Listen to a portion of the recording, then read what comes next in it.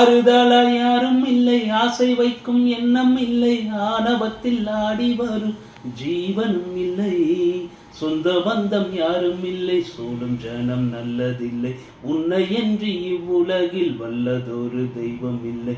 தடுமாறி திருக்கோயில் வந்தேன் அம்மா, அம்மா ஜெகதீஸ்வரி, உந்தன் குழந்தை என்னை ஆதரி.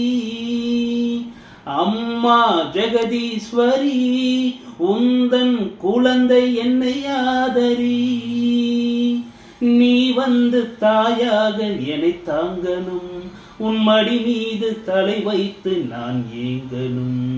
சலனங்கள் இல்லாமல் மனம் தூங்கணும், மனம் தூங்கணும், மனம் தூங்கணும். எங்களுக்கு குறையும் உண்டு, அதனை நான் அழுது சொல்லலாமா?